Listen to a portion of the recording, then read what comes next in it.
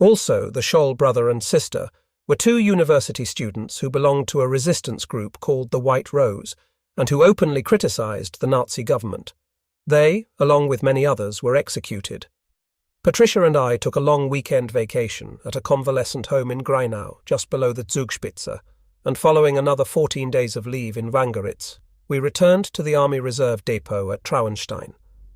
I was permitted to spend Christmas at home, however, no sooner was Christmas over than I experienced a succession of dizziness attacks caused by lack of much-needed medicine prescribed to combat this frightful condition, which, I was told, was the result of a damaged inner ear.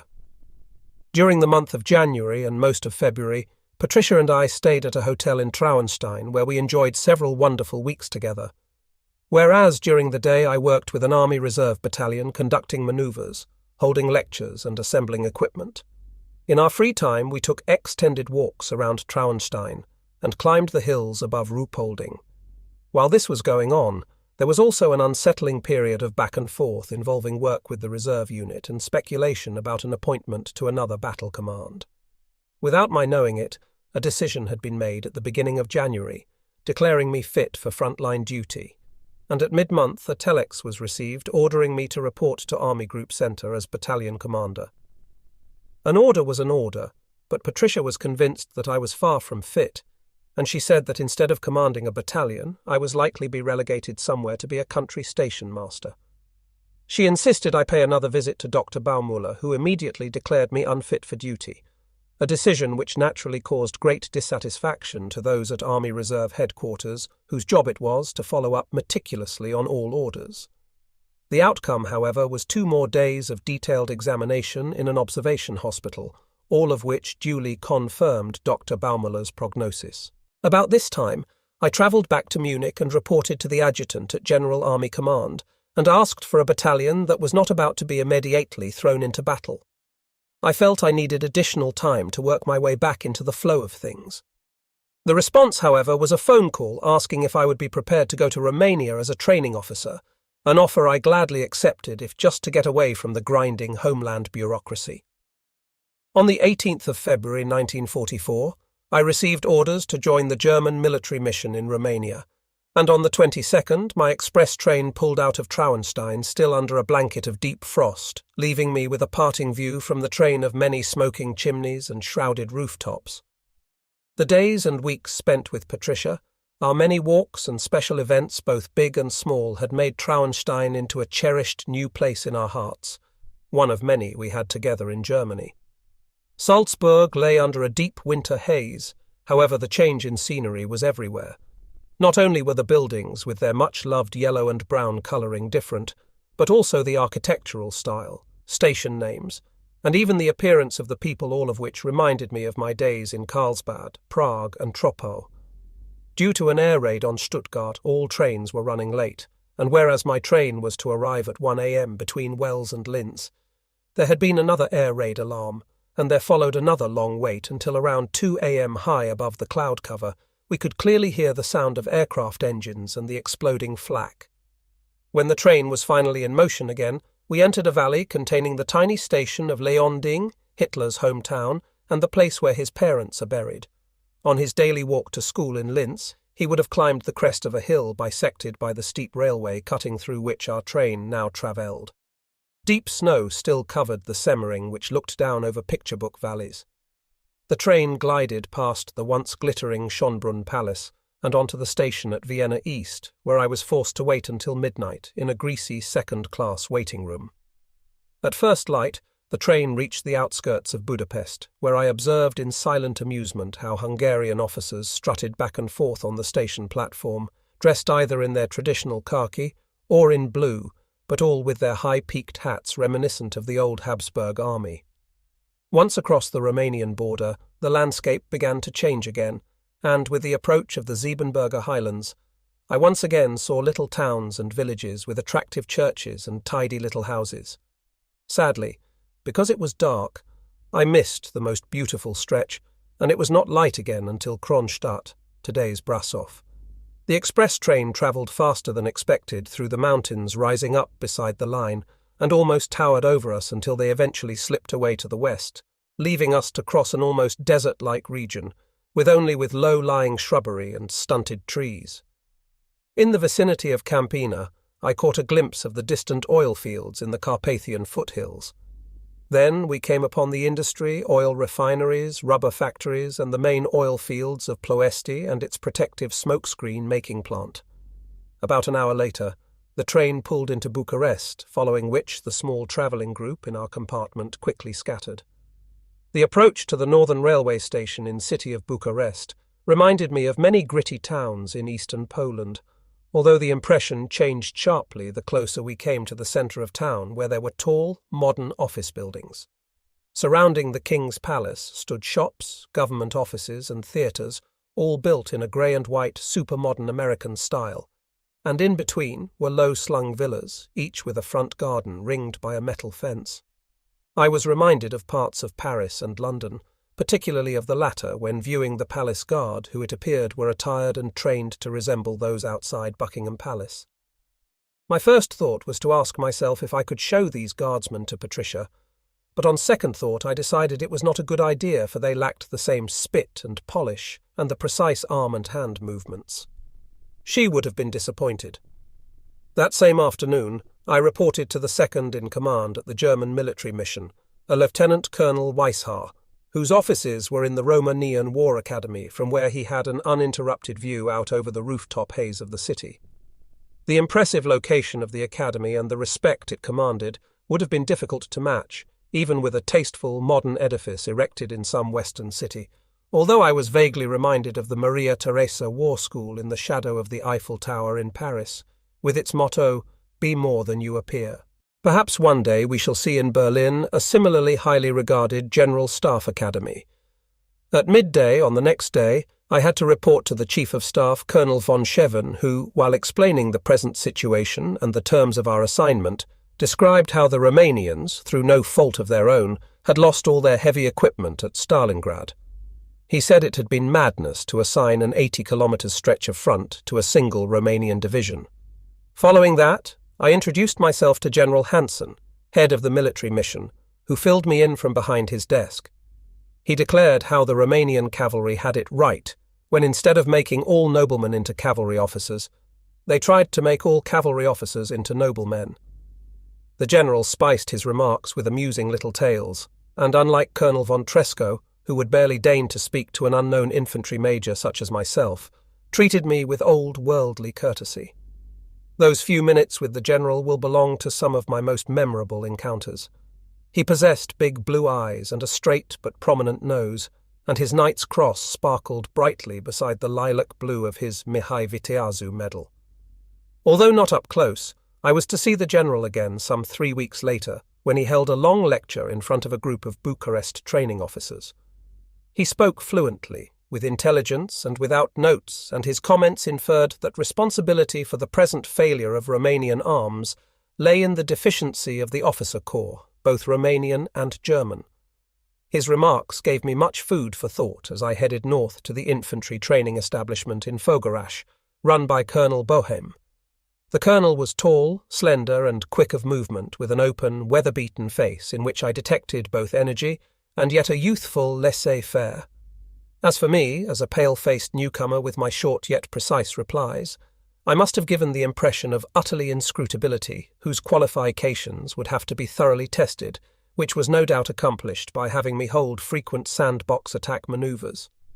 As far as I could tell, the German training mission for officers and NCOs was spread out over a number of army schools throughout the country.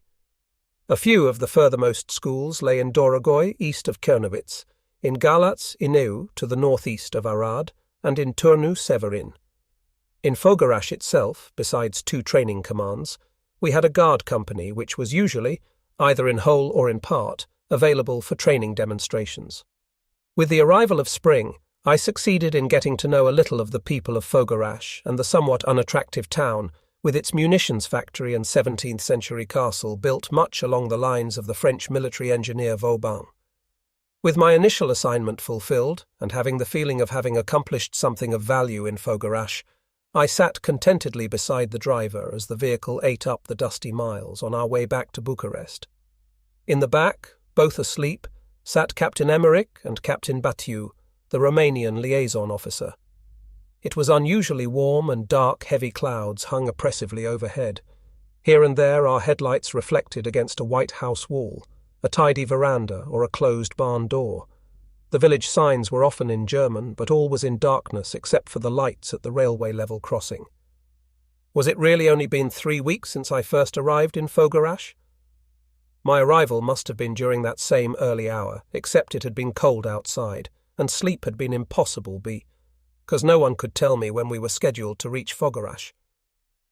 When, at 4 a.m., the train finally pulled into the tiny station, there was only one horse-drawn buggy for half-dozen dark figures descending onto the platform, all in search of a ride into the town some 2 kilometres distant.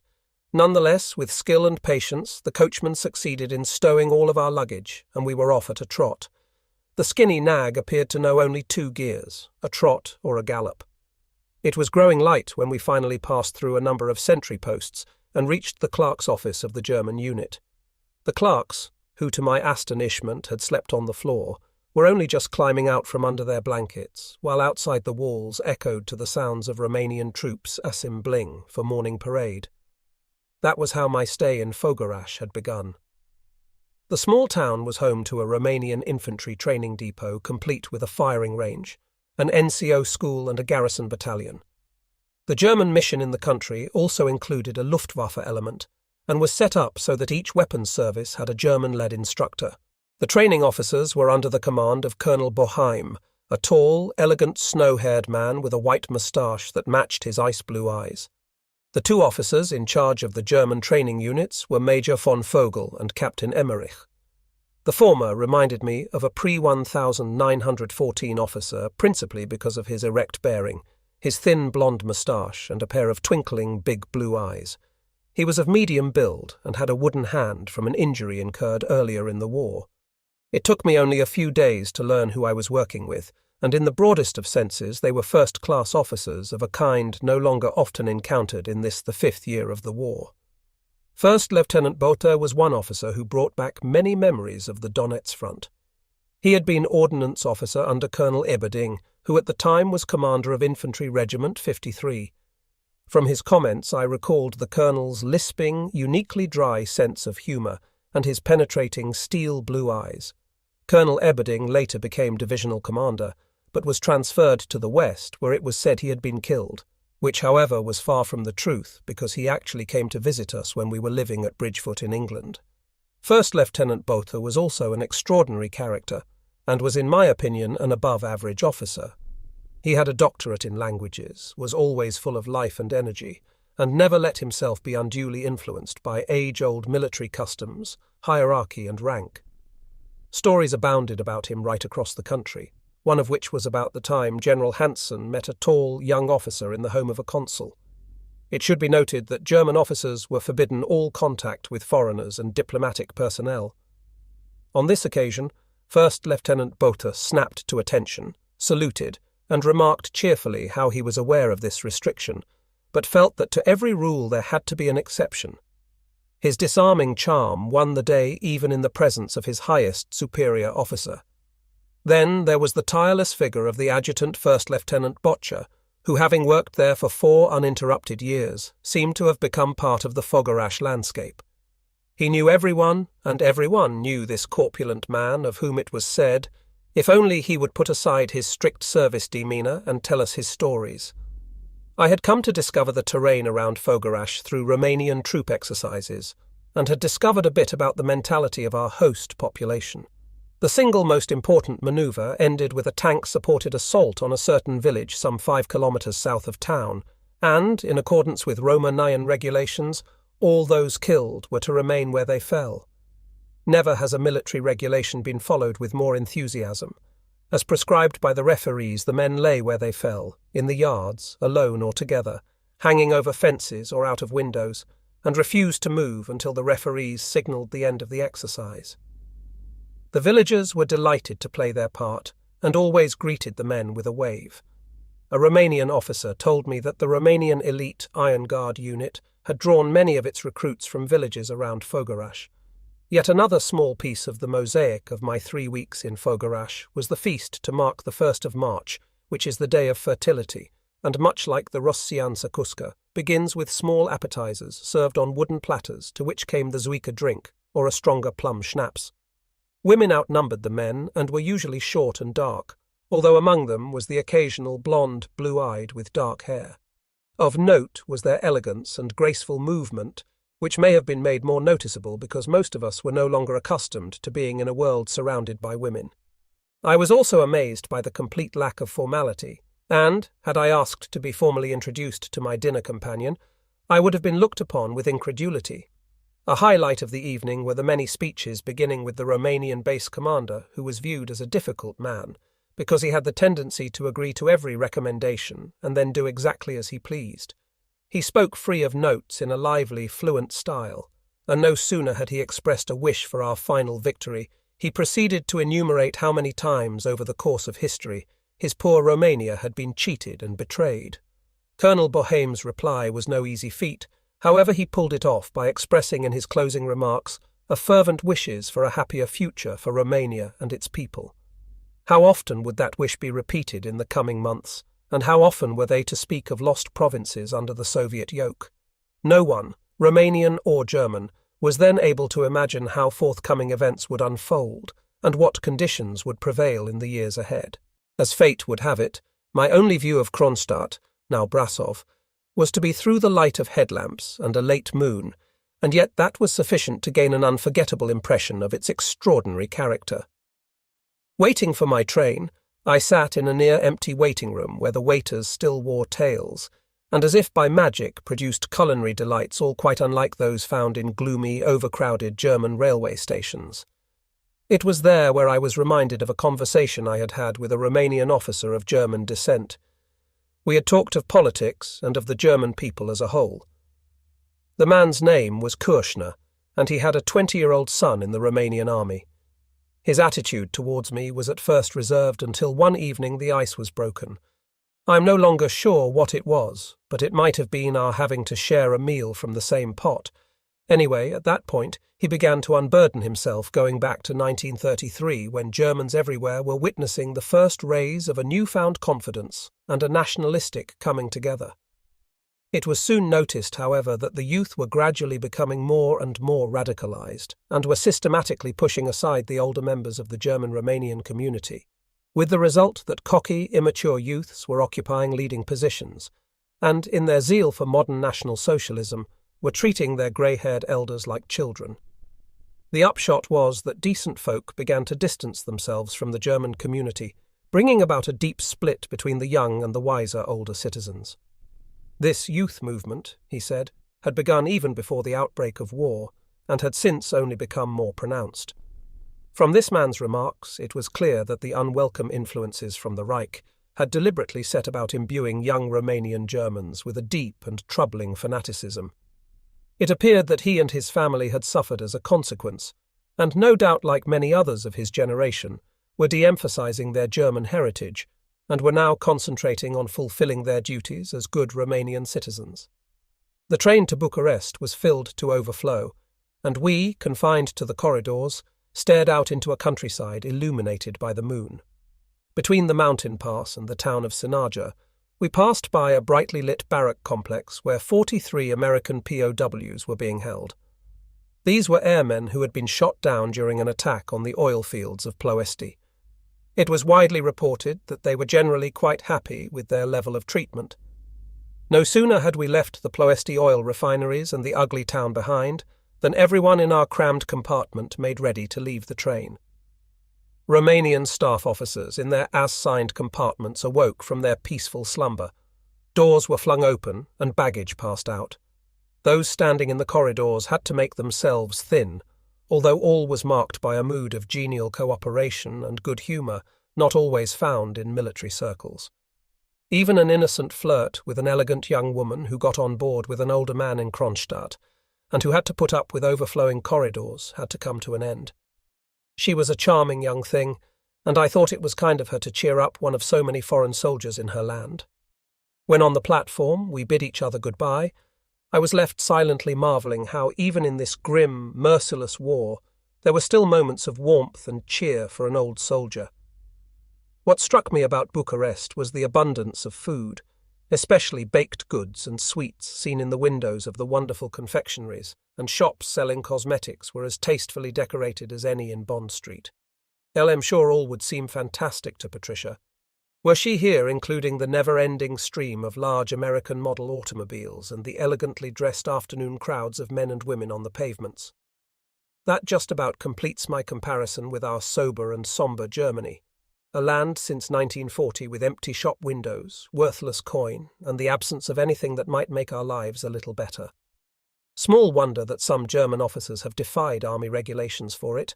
Requires an almost superhuman effort to ignore how people here laughingly pursue their daily pleasures.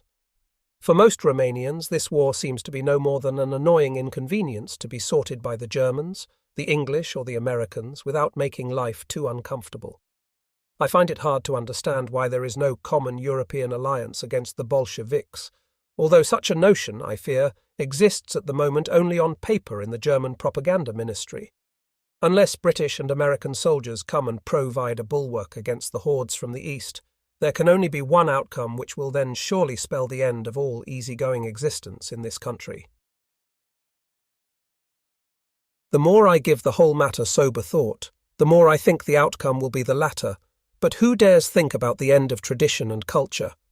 I continue to be filled with a profound hope and wishful thinking, for even contemplating the alternative would make life an utter torture.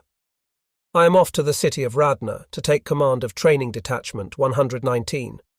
Radna is easily found on the map, for it lies at the mouth of the river Mureș, or Maros in Romanian, on the plains 20 kilometers east of Arad, the first town of any size inside the frontier. On the evening of March 3, 1944, I was greeted by warm sunshine as I made my way onto the station platform. At about 5 p.m., while formalities were being completed, I had an opportunity to look around.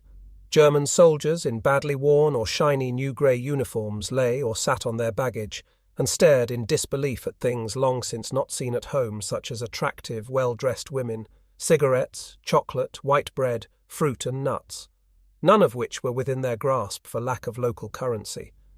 I silently prayed the train's departure might not be delayed so that these poor devils might escape the torture of not being able to enjoy the riches of this magical land, and be quickly returned to the sober reality of the homeland. The train, when it did pull in, was comfortably empty, and between the capital and Ploiești, a blue-green dusk sank over the flat land. The air was warm and small specks of coal dust flew in through the half-open window. Nothing, however, disturbed us because my fellow passengers and I were already engaged in a deep discussion. The man seated opposite had just returned from Odessa, which was about to be abandoned to the enemy. He knew the Russians only as Bolsheviks, had fought in the Crimea, and described in a few short, bitter sentences what had taken place there. His words were deeply troubling, and proved yet again how weak our forces were, and how irresponsibly misleading Berlin's propaganda was. He spoke of the failure of our naval units to come to the rescue of our troops trapped on land when they could have been evacuated by water. What he said sounded terribly true, and when reflecting back on the first bitter Russian winter, I knew that the terrible price for our faltering leadership was being paid in blood by our magnificent, self-sacrificing frontline troops. A special thought was given to the impending fate of the local Crimean population, who, like few others, had warmly welcomed us Germans, but who now faced a merciless eradication. Things simply could not go on like this. Since July of the previous year, the entire front had been in retreat, and our losses were of nightmarish proportions. Someone in the compartment asked how long it would be before Berlin drew the right political conclusion and finally acknowledges our overall inability to halt the enemy. There followed a deep silence as each of us withdrew into his own private thoughts. I was reminded of an unhappy premonition I had as far back as 1942, in which I reckoned that a man like Hitler would see my village of Wangeritz and all others like it in Upper Pomerania reduced to ashes rather than admit failure as leader. Thinking back to my convalescence leave, following a 3-month hospital stay, I had entered the hotel salon where I overheard the latest radio news from Berlin, which was quickly followed by bombastic speeches about the heroic battle being waged in Stalingrad, just at a time when the dreadful situation there was growing steadily worse. Even if my impression at the time had been wrong, I knew we needed strong, resolute, and intelligent people in government who refused to put up with the present insanity. Surely there was some way to come to terms with the West and let the Allies decide the fate of Germany rather than lose all of Eastern Europe to communism. While each of us in that train compartment was sunk in his own thoughts, darkness fell, and since switching a light on was not permitted, the conversation gradually drifted into silence. On March 10, 1944, I received the following letter from my former adjutant, Lieutenant Targa, which paints a vivid picture of the brutal reality of war. Dear Major, I don't know where or even if these lines will find you. Thank you for the letter with your Christmas greetings. Unfortunately, I was kept very busy at the time, and often all I could do was put a letter aside until time was found to read it and reply. Now I find I have plenty of time to make up for my failure to reply more promptly. From the 2nd of March on, I find myself in hospital suffering from a thigh wound. Luckily, the bullet passed right through without touching the bone, although you can believe me when I say no longer give a damn. Of all the reconstruction work undertaken during our days on the Donets, absolutely nothing remains but let me start from the beginning. Colonel Eberding, who, following your departure, was promoted to general, left us before Christmas. It was said he did not agree with his commanding general, but now is supposedly in command of a regiment in the West. His replacement, a man from Dresden, has also long since returned home, and the many upper echelon changes have led to a general breakdown in leadership both morally and physically. The pluckier a new regimental commander is, the quicker he is gone either dead or wounded. You have asked about many of your former colleagues and how they are faring. Of all the mates in the battalion when you were in command, Sergeant Moore is perhaps the last, otherwise it is all new faces. Moore still holds his defence position, and has proven himself to be a man of rare quality. He was, after all, always quiet and not easily ruffled, and at times altogether too calm, especially when working as battalion clerk. His level-headedness and acute awareness helped him survive these past few terrible weeks. He truly never faltered even when the battalion HQ itself had to be defended in close combat. He succeeded in concealing our maps, papers and documents by trampling them quickly into the mud. It was during this last episode when I got my bullet, and up until then we had been a sort of fire brigade to be sent anywhere the enemy threatened. On the 24th of February, we were just north of Czernowitz, when that same night we were encircled, and it was only through the sudden descent of thick fog that we managed to make good our escape, albeit with further casualties. During a similar event, some 2 weeks before, we lost Muller and Stepanek, both of whom were signalmen of irreplaceable quality. Their telephone centre suffered a direct hit from a T-34 tank that had pulled up outside the defence position. Muller was killed instantly while Stepanek died on his way to the hospital. Moments later, that same T-34 was put out of action by an 18-year-old replacement using a Panzerfaust. Dr. Behrens and all the first aid men were made prisoners, and your always cheerful Batman Batka is missing, although it was rumoured he was wounded and had to be left behind. Sergeant Hartling is dead. He was shot through the heel, and knowing that in waist-deep snow he would be an unbearable burden for 4 stretcher-bearers, he rejected evacuation and instead took his own life. Things are just as bad at company level, where First Lieutenant Vernwer, Lieutenant Anders and Lieutenant Weller were all wounded and shipped home. Vernwer lost a leg. Lieutenant von Einsiedel, the last commander of the 1st Company, was killed shortly before I myself was evacuated. Things are much the same in the other battalions, and they even finally got the old Rusky killer, Lieutenant Colonel Ellerbeck. In the early morning fog, they broke through the front line and attacked the regimental command post, and no one survived.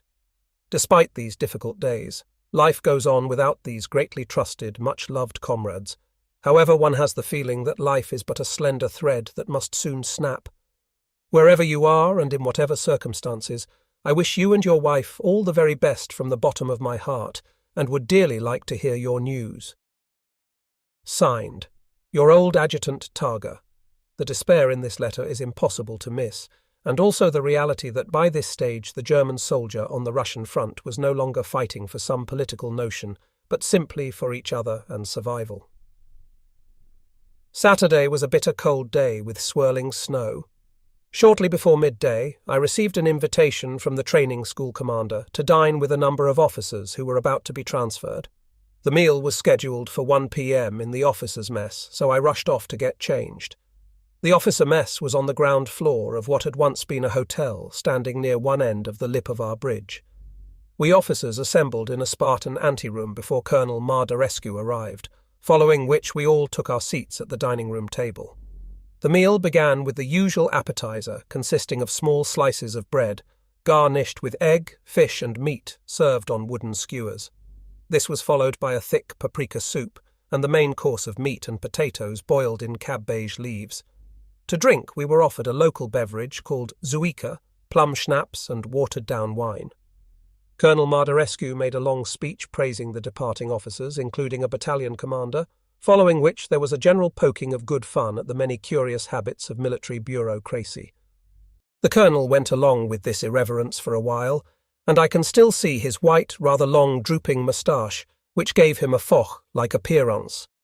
In stark contrast to the hair on his head, which was snow-white, his eyebrows were dark, and his friendly eyes even darker. He possessed a narrow, straight nose, which gave his lively face the suggestion of a cunning old fox. Despite the difference in languages, the conversation flowed freely, especially since our first Lieutenant Stormer spoke fluent Romanian and Lieutenants Sturz and von Kietzel were among a group of friends and colleagues, with whom they were in touch almost every day.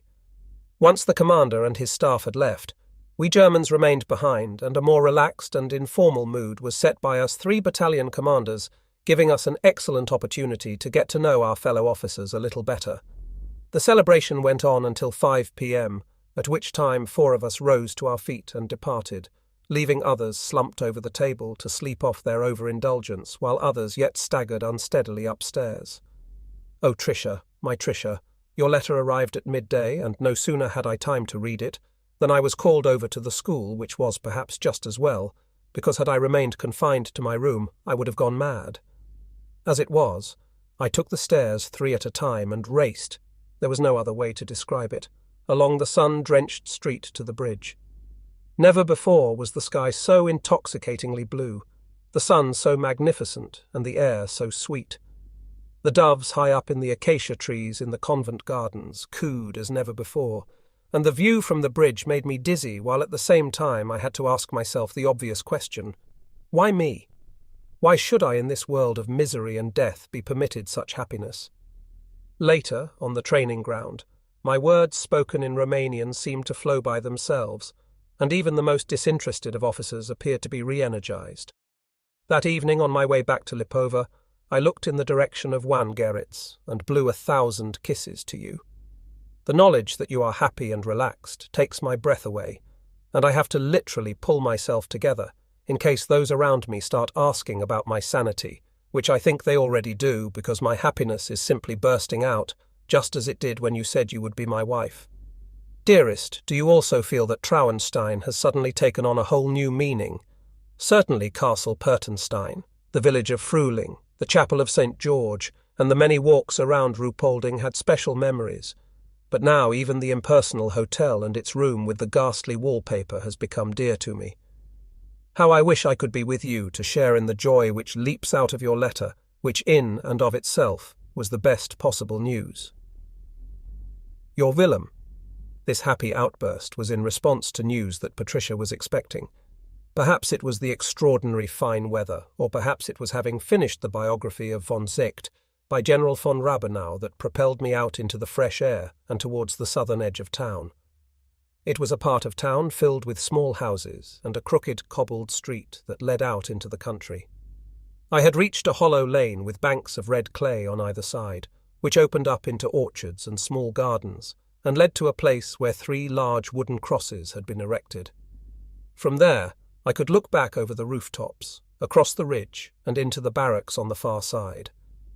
The arrow-straight railway tracks disappeared into the distance, where the cottages in the village of Paulis were partially obscured by orchards and wineries. It was there where I was suddenly confronted by a man. "Over here, sir. Please come in. You are bringing news of our son, are you not?" With these words, an elderly man in work clothes hurried along the path and opened his garden gate. Although still in the grey of winter, it was a pretty garden encompassing a tiny whitewashed cottage and a lean-to stable. Before I could respond, he took hold of my sleeve and tugged me towards his house. Hiller is my name. Hiller S. is my son from whom I am sure you are bringing news. He told me someone would come. Please come in. It gradually dawned on me what it was about. I'm sorry, but there is a mistake. You must be thinking of someone else. I have no news of your son. I just came to look around. You mean you are not from Vienna? From my son? The old man's face crumpled in dismay, his Sunday shave accentuating the look of disappointment. His shoulders sagged. No, I am so sorry, but I'm not from Vienna. I am over at the NCO training school and am staying here in Lipova. The view over here is so attractive I just had to see for myself. Yes, our countryside is truly beautiful. So you are at the school? Yes, I have only been here a few weeks after having come from Germany. So you must have come via Vienna? Yes. Then you were close to my son. He is in hospital there and has written a few times and sent a couple of photos. Please come in. Let me show you. He eared me in through a low-slung doorway into a spotlessly clean living room. Mother, come down. We have a visitor, the old man called out. A chair was wiped clean, and although with not a speck of dust in sight, the table was wiped off again, and a pile of photographs spread out on its surface. With gnarled hands, the old man began to sort through them, showing pictures of a delightfully situated hospital, which must have been a large family house at one time. Pictures of a group of wounded soldiers in their unsightly zebra uniforms, the design of which has oddly been handed down from one generation to the next. Then there were photos of girls and women plying the men with flowers and cakes, and finally pictures of an excursion around Vienna, during which, no doubt, our man had taken his first steps following his hospital stay. The son was a young lad of 19 in a SS uniform, and, according to his father, announcement of his imminent convalescence leave should have already been received. Old man Hiller was a bricklayer by trade, and had worked on buildings in town, and even on our barracks. He insisted on showing me around his small property, following which he declared it was time to eat. His wife appeared and shook me by the hand before turning her attention to the stove. As if serving me food was the most natural thing in the world, Mutter placed a steaming bowl of milk soup before her husband and me.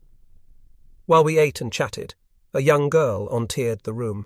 She was simply dressed, had an open face with blonde hair and blue eyes. Come, Crystal, say hello. This way I got to know the entire family other than the son who was somewhere in Vienna. As the meal came to an end, Frau Hiller sighed deeply. I wish this war was over. I am so afraid. What will happen when the Russians get here? The husband scoffed. Mutter, you don't know a thing. Look here, Herr Officer. I come in contact with so many Romanians, and I understand why they are fearful. Antonescu means well but has no support and no loyalty.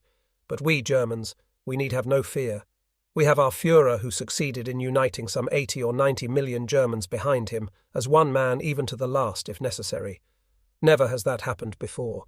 And if the Führer was successful in carrying that off, then he will also succeed in leading Germany through this war.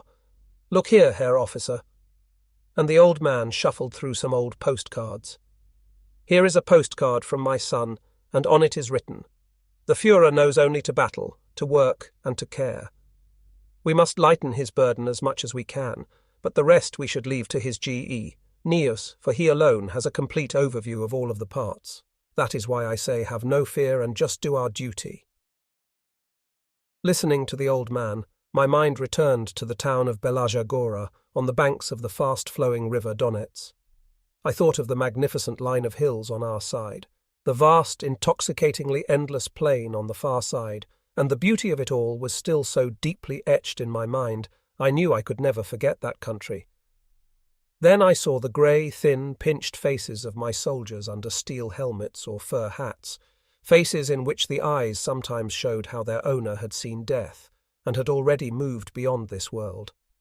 In truth, many in their despair, nagging fear and acceptance of their likely fate, might understandably, in an unguarded moment, seek an easy way out, yet they did their duty to the last, despite having been abandoned and betrayed as never before by their leadership. The old man opened the garden gate and invited me to return soon. His words were spoken with such earnest warmth that I was deeply moved, and felt the need to retreat to the cool darkness of the convent church, and sit there quietly before the weight of the world threatened to overwhelm me. I sent the following letter dated April 11th, 1944, to Patricia. my dear, dear girl. It is of course my longing for you that compels me to write again so soon. What are doing at this moment, I wonder? Are you upstairs in the children's room sitting on the couch? Or are you engaged in family activities around the round table in the salon? Or perhaps you are across the way having a chat with Ulla? Whatever you are doing, your man in Romania insists on writing letters full of love and the sincerest wishes that you are happy and have reason from time to have a good laugh. Thank you for your lines from Stettin with the doctor's encouraging report. Should it be a boy, I would like the name Michael, however. If it is a girl, I leave it up to you. I am sometimes overcome with guilt, knowing that amid all this indescribable misery and death, we have been given the wonderful gifts of a Mary and perhaps a Michael. Do you remember the morning of January 4th, 1939, when we stood on the platform of Victoria Street Station, already making plans which would have astounded my parents, let alone my grandmother? I wonder if our children will be just as wild and foolish. I expect they will. My dear Trix, you must not worry about me.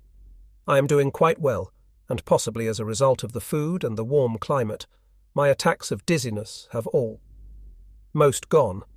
I awake fresh each morning, ready to attack the world both physically and mentally, so much so that I'm unable to add more to my day, which begins at 6 a.m. with the sound of banging doors followed by a face and the broad grin of my trusty Batman, and the muffled movement in the kitchen of a diminutive refugee lady called Berta. Once she opens the door and hands me a tray with my tea and 2 slices of dry white bread accompanied by a rosy cheek smile, I am wide awake. Can you imagine how good it feels to have such treatment after years of harsh front-line existence? Shortly before 7 a.m., I cross over from Lipova to the Radna side and am greeted by the sight of the castle on the hill and the convent church. Depending on what is planned for that day, I first go to my office and work at my desk, following which it is either off to the training grounds or a ride with Colonel Mardarescu out to the companies. Lunch is between 12:30 and 1 p.m., which we Germans eat as a group. This makes it easier because, unlike the Romanians, it is customary for us to share meals with our NCOs, which we find does much to improve communication and cooperation. After a short rest, I am usually in the good care of the interpreter Wagner, who does his best to teach me Romanian. Then it's back to the training grounds, and if horses are available, we take another ride between 6 and 8 p.m., at which time my thoughts are always with you. Finally, we have supper in a Lipova restaurant, but then the evening is sometimes too short to carry out my other pleasures, such as reading, writing my diary and letters, and learning the language. Every new day is a precious gift, and whenever I reflect on the source of my love of life, then I think back to the spring of 1938. Today, there is an intense feeling of being alive, which stems partially from the pleasure I get from my work, and partially from being transplanted among a delightfully cheerful people, whose endearing character, lively language, and fascinating countryside never fail to provide new wonders every day. That was exactly how I felt when visiting England for the first time. However, I never thought it possible that I should have the pleasure of repeating the experience. Now you know not to worry yourself, my lovely, dear, beautiful lass. Bill. The week of April 14th, 1944, served to shatter the peaceful image of a region yet largely untouched by the horror of war.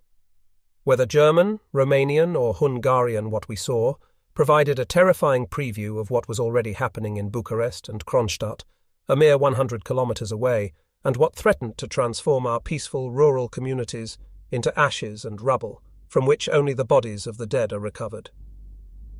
It was early Monday when the adjutant went out to see for himself the columns of recently arrived refugees assembled in front of the monastery. The space under the venerable chestnut trees bore every trace of a temporary overnight encampment: scattered straw, punctured buckets, and piles of horse dung. With the sole exception of one solitary cart, the refugees themselves had all moved on. The scene brought back memories from my childhood, because it was the same kind of Panjay pony cart my parent had used in 1919 to travel to Tilsit. I almost thought I recognized the suspended buckets, the bundles and bedrolls upon which 2 women were seated. 2 tall, good-looking, fair-haired men were making the vehicle ready for departure. They were German settlers from the area around Odessa. A father, 2 sons, mother and daughter, all bound for the temporary safety of the Bachka. Sometime that morning, while on the training ground, which lay about 200 metres from the railway line, we observed a number of trains bound for Arad come into view. Through the open wagon doors and also on the roof lay and stood German soldiers in tattered, dirty winter uniforms. Deeply troubled, we looked around at our recruits, whose fresh young faces revealed nothing of their thoughts. Perhaps in their innocence they hadn't noticed. What did they think about the lead up to Stalingrad and the frightful destruction of the Sixth Army? Perhaps no more than the defeat of Napoleon's Grande Armée in 1813. Because the trains went no further, about 40 to 50 soldiers remained stranded at the station each day. However, finding accommodation and provisions for them had never been easier. In no time, the grey, emaciated figures were assigned quarters and formally escorted to their place of residence. And in a matter of just a few days with their hosts, the men, freshly washed, shaved and fed, made themselves ready for their continued journey, which appeared to have been to the Polish city of Krakow.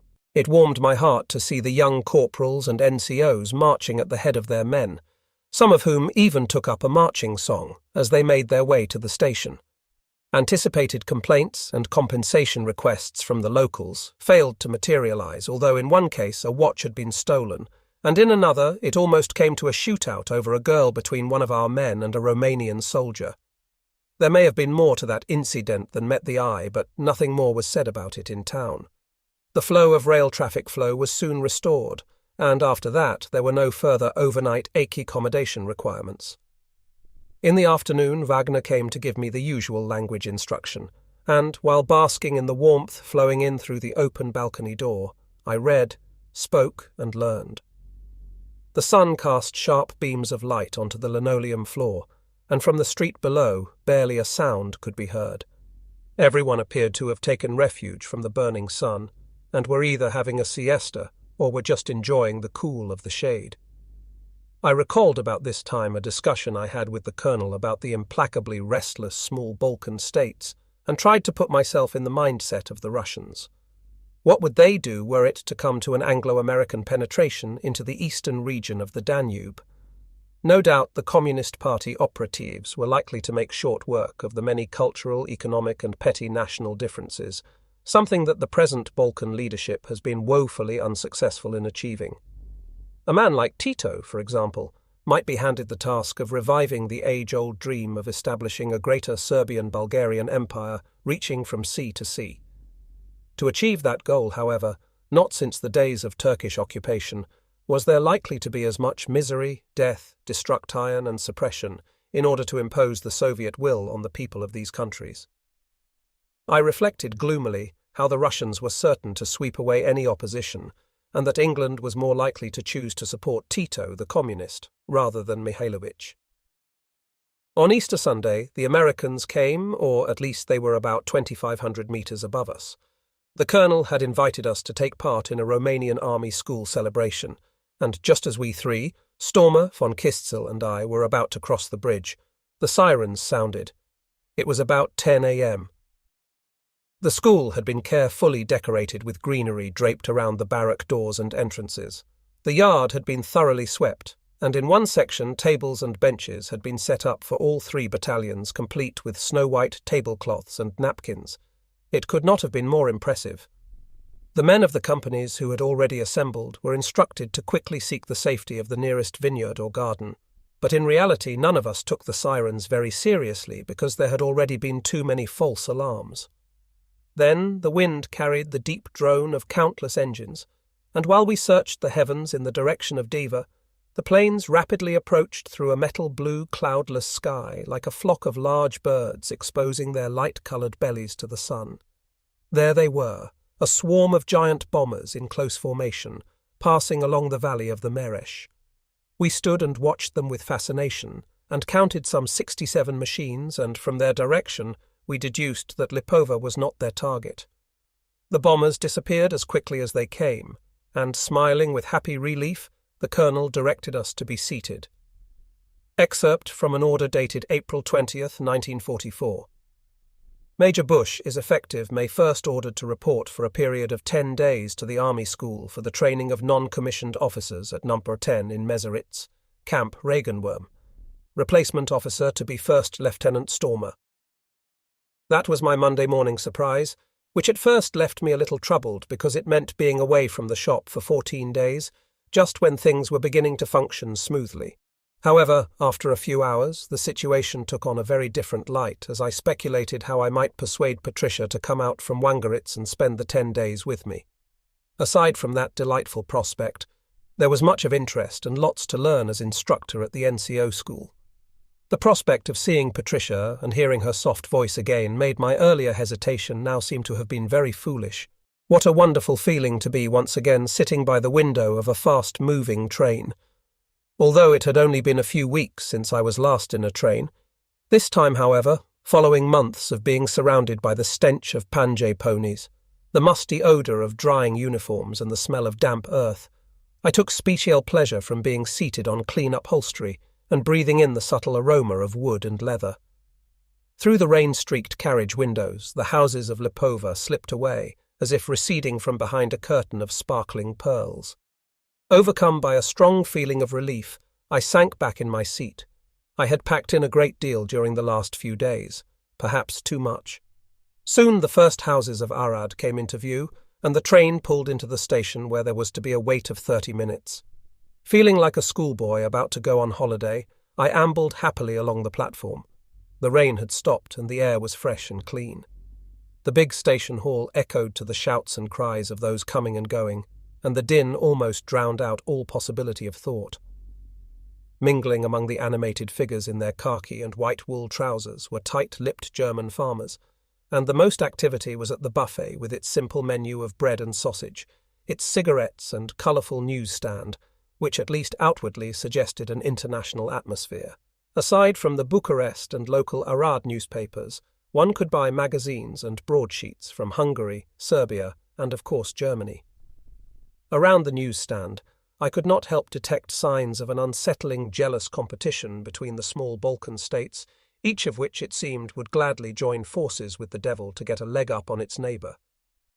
How politically destructive the Versailles Treaty had been in dismantling the Habsburg monarchy, especially now that we Germans were trying to replace it. Even if one were to accept that Germany was more justified in casting influence over the Balkan states than either England or France, Berlin's foreign policy has nonetheless been nothing short of disastrous ever since the 1939 Sudetenland crisis. The tiny mosaic of everyday life at all levels, with its imagery, commentary and consequences, quickly revealed German foreign policy to have been a monumental blunder and a criminal waste of all that was positive. By blindly failing to understand world thinking, the leadership proceeded to make enemies at every turn, even amongst Germans themselves. The Vienna East station was grey, cold and boarded up. Unlike Budapest, there was no restaurant or even a newspaper kiosk. In the waiting room, where before the war one could dine in style, tables no longer had cloths and not even a small vase for flowers. The shock was not quite as great as it had been in 1941, when, having arriving from sunny Paris, I disembarked in East Prussia at night in a snowstorm. However, for those passengers coming from the railway stations of Bucharest, Kronstadt and Arad, it must have been most depressing. In search of a taxi for Frau Franke and her daughter, I approached the transport desk. There I secured a car for them, and the last I saw of them were grateful, smiling faces as the taxi with the 16 pieces of luggage pulled away, and so ended an acquaintance that had begun in Arad. Just as the train had begun to move out of Arad, a slender woman of medium height entered the corridor with her 2 daughters, one of whom was 16 and the other 12. She was greatly embarrassed by the amount of luggage she had with her. While seats had to be found at the same time, she had to keep an eye on the numerous pieces of luggage. Mother and daughters were immediately noticeable by their slender, well-proportioned figures and their small, lively faces.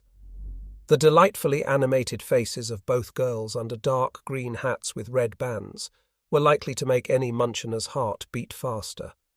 I helped out as much as I could, and by the time the train had reached the border and a polite Hungarian customs official had been through, everyone was comfortably settled in for the long journey. I learned that Frau Frank's husband was still in Arad, and because they both expected a German/Romanian-Hungarian collapse at any time, it was decided she should leave for Garmisch while he stayed behind to run his weaving factory as long as possible before joining her. She was going to stay with friends while the girls attended a boarding school, and she expected the end to come just as quickly as it had in 1918. Their house and contents were to be abandoned, and whereas at first I thought this was an example of unnecessary panic, and even said so, a mere 24 hours later I was no longer so certain. It is the old story. In the insular world of barrack life, we would have belittled such hasty departure, however. As always, the latest and the most pertinent news came from the civilian population. Towards evening, the train crossed over the tributary to the river Teis, and then the Teis itself. All bridges were guarded by elderly soldiers dressed in light-coloured khaki and green collars. On the west bank of the river, we passed by the huge German army barracks of Szolnok, where many a Balkan commander had at one time or another whiled away his time. With the onset of darkness, the train reached Budapest, and we had hardly transferred to the Vienna train when an early warning was sounded, so we remained seated in the carriage, surrounded by silence and darkness. There was no loud-speaker commentary, such as is the norm in Germany, and having no knowledge of what was taking place, the silence was particularly uncomfortable. Then we heard the sound of aeroplane engines, and a railway official yelled, "Everyone out and into the air raid shelter." It was not possible to describe the mass hysteria that followed as the crowd piled out of the darkened train, calling out to each other in panic and stumbling over their luggage in a bid to get into the open. Where was the air raid shelter? Why were there no illuminated signs pointing the way? Frau Franke took my right arm, the older daughter my left, while the younger daughter clung to her, and together we stepped over all obstacles in search of the exit where we reckoned the air raid shelter ought to be. Indeed, it was there, and minutes later we were bathed in bright electrical light many feet underground, where we succeeded in finding seating in a corner, far from the possibility of being run over by more panic. The bright lights seemed to calm everyone down, and people looked around at each other and gradually began to converse. The occupants of the shelter, both uniformed and civilians, brightened, and slowly the atmosphere took on that of a cocktail party. A few Hungarian railway officials stood in our midst, their demeanour controlled and inscrutable. Many of them would have fought in the First World War. What did they think now? Did they hate us Germans who had undoubtedly dragged them into this latest conflict? Perhaps they did, but perhaps some had become such good friends that hate was no longer possible. Were they wishing for an early arrival of the Russians? Hardly. Were they contemptuous of the Nazis? Very likely. The all-clear was sounded this time through the loudspeaker, and we all returned to our train where we found our luggage, where we had left it, proving once again that the Hungarians are the most honest among peoples of the Balkans. Everything was fine, and the train steamed out of the station towards the west, passing the grey Budapest industrial docks lining the banks of the Danube. I had somehow imagined them to have been bigger, cleaner, and much more impressive when set beside the majestic palaces rising up on the far bank.